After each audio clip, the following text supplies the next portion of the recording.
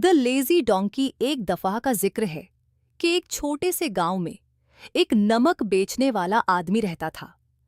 वह रोज सुबह जल्दी उठता और अपने वफादार गधे के साथ बाजार जाता था। उसका काम था गांव से नमक की बोरियां उठाकर शहर के बाजार तक ले जाना और वहां बेचना।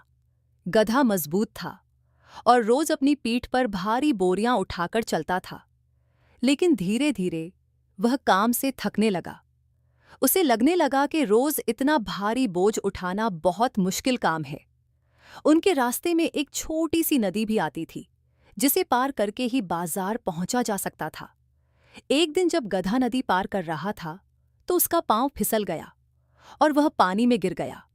जैसे ही वह पानी में गिरा, उसकी पीठ पर रखी हुई नमक की बोरियां पानी में घुलने लगी। कुछ ही देर में बोरियां काफी हल्की हो गईं। गधे ने महसूस किया कि अब उसकी पीठ पर बोझ पहले से बहुत हल्का हो गया है। अब उसके लिए चलना भी आसान हो गया था। गधे ने दिल में सोचा, वाह, ये तो बहुत अच्छा हुआ।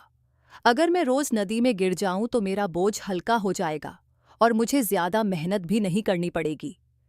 अगले दिन जब वह और उसका मालिक फिर बाजार के लिए निकले, तो जब वह नदी के पास पहुंचे तो गधे ने जानबूझकर फिर पानी में गिरने का नाटक किया।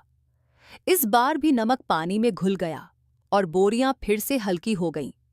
गधा बहुत खुश हुआ और आराम से चलने लगा, लेकिन गधे का मालिक बहुत समझदार था। उसने देख लिया था कि गधा जानबूझकर पानी में गिर रहा है। उसने सोचा कि अब इस कामचोर गधे को सबक सिखाना चाहिए। अगले दिन उस आदमी ने गधे की पीठ पर नमक की जगह रुई की बोरियां रख दी। बाहर से देखने में वह बोरियां बिल्कुल वैसी ही लग रही थीं जैसे नमक की बोरियां वो होती हैं। गधा कुछ नहीं समझा और हमेशा की तरह बाजार की तरफ चल दिया। जब वह नदी के पास पहुंचा तो उसने फिर वही पुरानी चालाकी करने का फैसला किया। उसने सोचा कि आज फिर पानी में गिरकर बोझ हल्का कर लूंगा।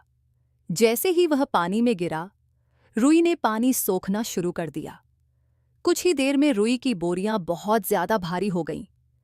अब गधे के लिए उठना भी मुश्किल हो गया था। उसकी पीठ पर बोझ पहले से कई गुना ज्यादा भारी हो चुका था। बेचारा गधा बहुत मुश्किल से खड़ा हुआ और धीरे धीरे चलने लगा।